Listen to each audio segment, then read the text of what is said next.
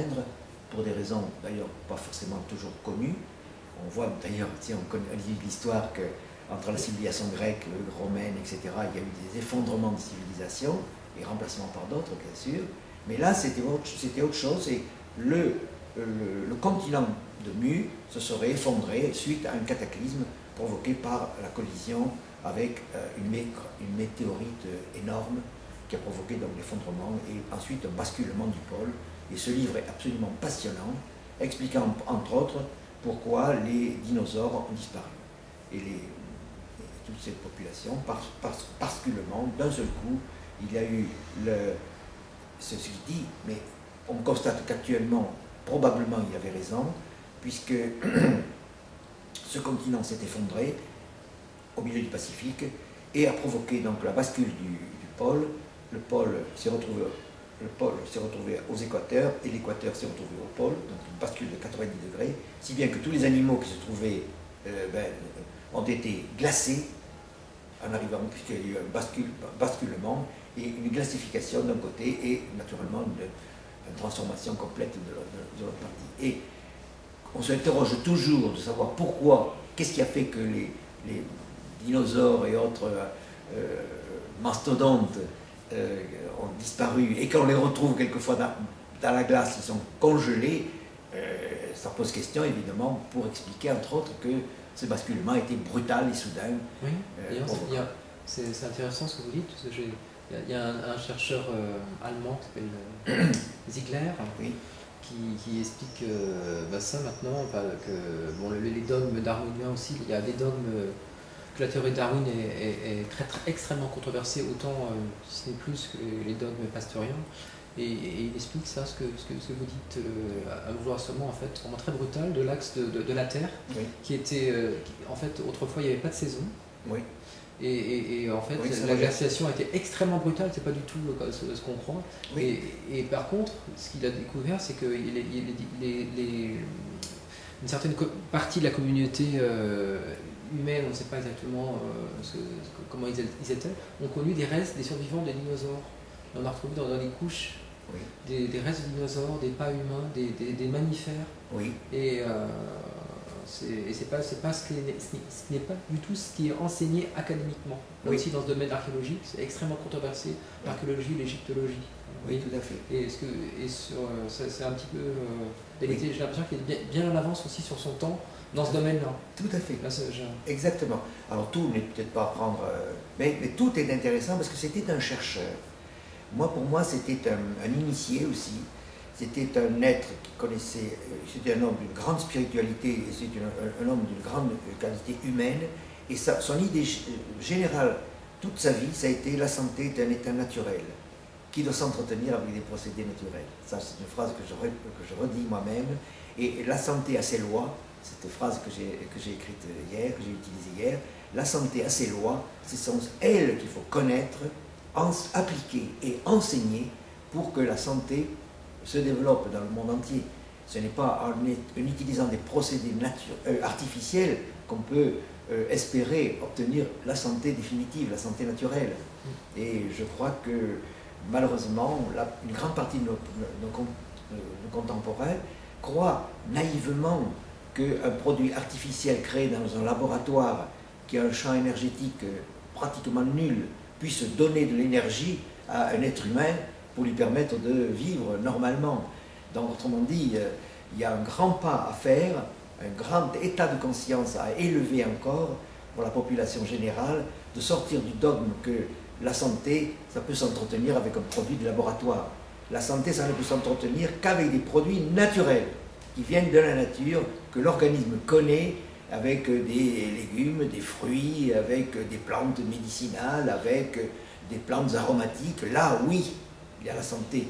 Et tous les produits artificiels, on sait très bien qu'ils ont tous, sans exception, des contre-indications qui vont un jour, bien sûr, rendre les gens dépendants et par conséquent beaucoup plus fragiles.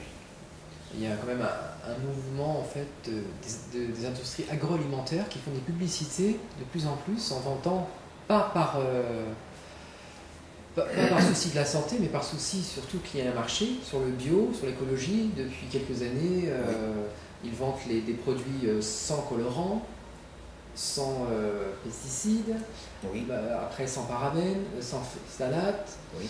Depuis cette année sans sel aluminique, Oui. et encore depuis quelques mois, j'ai vu quelques publicités sans aspartame. Oui. Donc tout ça, en fait, non pas par humanisme, hein, c'est par souci d'un marché, Oui. les publicitaires. Ça va? Voilà. Ça va dans le bon sens. Je suis d'accord avec vous, Fabien. Donc pourquoi dans ce cas-là, pourquoi on se refuserait dans notre alimentation ces produits artificiels, et pourquoi les accepterait-on dans les médicaments qui sont gavés de parabènes, etc. Le Monde a fait une liste de 400 produits exact. où il y a des parabènes. Oui. Et pourquoi les formaldéhydes, les sels aluminiques, pourquoi on les tolérerait dans les vaccins directement en intraveineuse? Vous voyez, c'est une aberration déjà, même pour les néophytes, des personnes qui ne sont pas du tout au courant, ça devrait les mettre en situation d'interrogation. Oui, tout à fait. Je pense qu'on va dans le bon sens. Je pense que la vérité va éclater. C'est-à-dire que tous ces produits toxiques et que les produits chimiques artificiels, bien sûr, créés dans le laboratoire, vont finir par être supprimés. Et je pense qu'il y aura, personnellement, je le suppose, je l'imagine et je le pense réellement, il y aura un scandale qui va éclater concernant le danger des vaccins, parce qu'on n'en parle pas suffisamment. Je pense que les gens, s'ils savaient la composition d'un vaccin, ils seraient il y a des choses cachées. Hein, ils seraient immédiatement alertés du danger potentiel. Ils ne seraient pas surpris. Moi, j'ai le cas de personnes qui ont du l'autisme uniquement, victimes d'autisme uniquement parce qu'ils avaient utilisé des vaccins de ROR contre l'hépatite, contre le désoreillant et la rougeole et la rubéole. Et il est évident que les gens, s'ils savaient, ils feraient une relation et par conséquent, ils refuseraient systématiquement, parce que l'être humain, il a sa liberté de choix. On lui fait croire à des bienfaits qui n'existent pas en réalité. Donc je pense. Alors lui, Claude Vincent était en avance. Il était en avance sur son temps. Et nous continuons, nous, dans le cadre de l'association, bien sûr, à faire ce travail d'information. Est-ce que vous savez s'il avait rencontré de son temps, s'il y avait d'autres personnalités comme ça dans le monde médical qui travaillaient à s'interroger sur les vaccins, comme Auguste Lumière, qui avait un institut? Est-ce qu'il avait rencontré de son vivant Auguste Lumière? Je ne sais pas s'il a rencontré Auguste Lumière, je ne sais pas. Et je sais qu'il a rencontré des naturopathes, comme Marchessault par exemple. Il a dû rencontrer aussi des gens comme Passebec. Mais je ne sais pas du tout s'il a rencontré Auguste Lumière, qui était pourtant... Mais ça, je ne peux pas vous répondre. D'accord. Je vous remercie donc, de nous avoir parlé de votre maître. Personnellement, c'est un être que j'ai beaucoup admiré, que j'ai beaucoup aimé, et qui m'a aidé énormément beaucoup dans ma vie.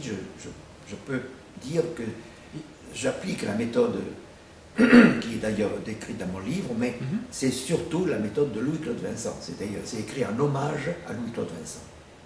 Et brièvement, donc, cette méthode, actuellement, en fait, par rapport à votre association et par rapport à d'autres chercheurs qui s'intéressent à ça, est-ce que ça se développe ou dans d'autres pays? C'est-à-dire que ça se développe et ça se développera, je pense, puisqu'il va y avoir une prise de conscience dont on vient de parler. D'ailleurs, les gens vont comprendre que la santé, ça s'entretient avec des procédés naturels et des moyens naturels, et donc par conséquent, la méthode qualité de l'eau, qualité des aliments, qualité du sommeil, qualité de l'environnement, ça rentre écologiquement dans l'ordre du temps, si vous voulez.